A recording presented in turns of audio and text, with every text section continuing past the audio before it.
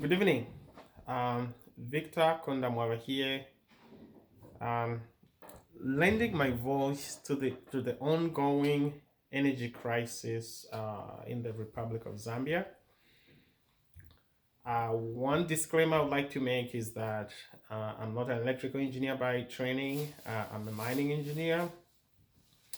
However, um, over the course of my professional career, as well as additional academics, Um, I've acquired some generalist perspectives and best practices, and as such, I thought I would lend my voice to the crisis.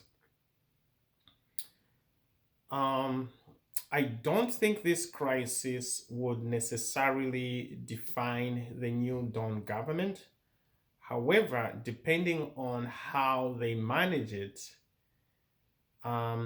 it could have very, very significant consequences. Um, this situation is totally unacceptable. This situation is totally predictable. Um, so, anybody who wants to say anything to the contrary, to say it's unpredictable, or it's acceptable, or it should be condoned, I think we really need to be honest with ourselves. If this situation happened under the previous government, there would have been a lot of critics. And as such, we owe it to ourselves to be honest. To thyself, be truthful. Um, the New Dawn government keeps talking about the long term view of the energy matrix. First of all, this crisis has been created by a number of variables. There's a maintenance outage going on at Mamba. Uh, the water level at Kariba is very low. And there are some export energy, electrical export obligations that have to be met. So it's kind of like a critical mass, a perfect storm of variables that has created the situation. But there are some things that are predictable. There are some things that are within the control of ZESCO.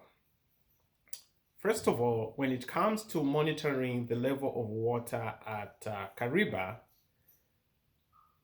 there should be a real time monitoring mechanism of the level of water at Kariba.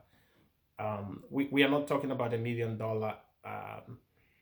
installation. We are talking about uh, a few thousands of dollars of software that actually tells you in real time the level of water at Kariba.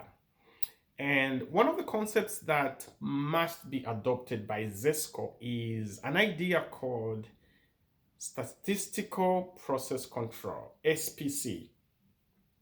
The statistical process control is something that can be deployed throughout the electrical generation transmission value chain. So the water level can be monitored in real time. If it's in good condition, the water level can be in the green. If it's kind of in a shaky situation, the water level can be in the yellow. And if it's a dire crisis like it is right now, it can be in the red. So there are some technologies, very cheap technologies that can work across various countries that ZESCO can deploy. With regards to the maintenance outage at Mamba, um, I think it's very important for the managing director of ZESCO to really know how many events are going to impact power generation. If he knew 6 months out that Mamba Collieries is going to have a major maintenance outage, that can be deferred depending on the criticality of the maintenance outage. I mean, if it's an emergency outage, I get it. You can't predict that. But if it's a planned maintenance outage, that can be deferred. That can be done when the water level at Kariba are high. You don't have to do it on the clock.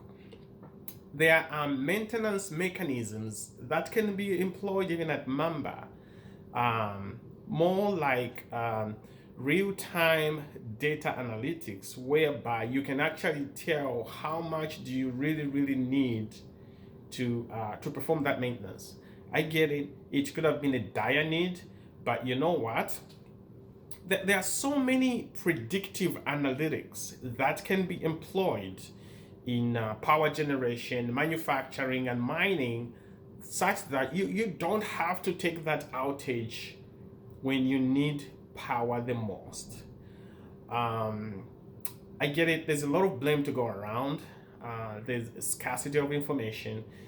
There's no information coming out of the Ministry of Information. The chief government spokesperson is audibly silent on the matter. This should not be an indictment on the New Dawn government. It shouldn't be the end all be all to define the legacy of the New Dawn government, but I think there needs to be some accountabilities, and also there needs to be urgency. We cannot be talking about future energy metrics.